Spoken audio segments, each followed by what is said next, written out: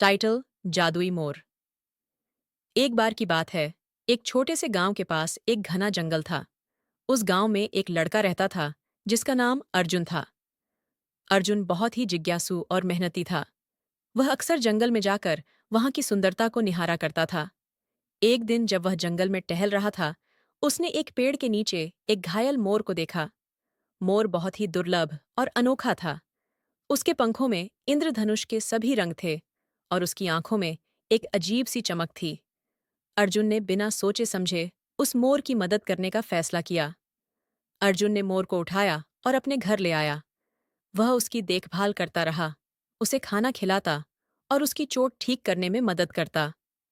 कुछ दिनों बाद मोर पूरी तरह से स्वस्थ हो गया।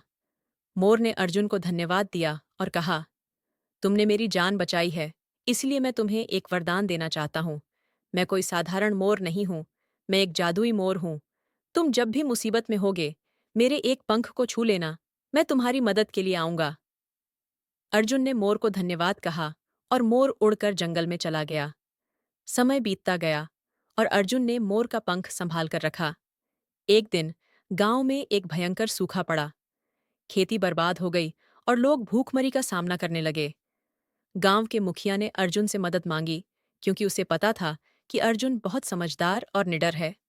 अर्जुन को अचानक जादुई मोर की याद आई। उसने मोर का पंख निकाला और उसे छुआ। उसी क्षण मोर प्रकट हुआ और मुस्कुराते हुए अर्जुन से बोला, तुम्हें किस चीज की जरूरत है अर्जुन? अर्जुन ने मोर से गांव की स्थिति बताई और सूखे को खत्म करने की प्रार्थना की। मोर ने अपने पंख फैलाए और उसके पंखों से इंद्रधनुषी रोशनी निकली। थोड़ी ही देर में आसमान में बादल छा गए और मूसलाधार बारिश होने लगी।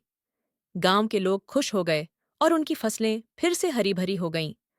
गांव के सभी लोग अर्जुन का धन्यवाद करने लगे, लेकिन अर्जुन ने उन्हें बताया कि यह सब जादुई मोर की कृपा थी।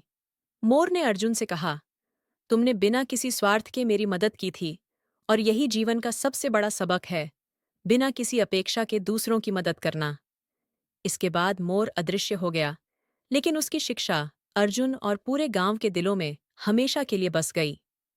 सीख: दूसरों की निस्वार्थ भाव से मदद करने का फल हमेशा अच्छा होता है।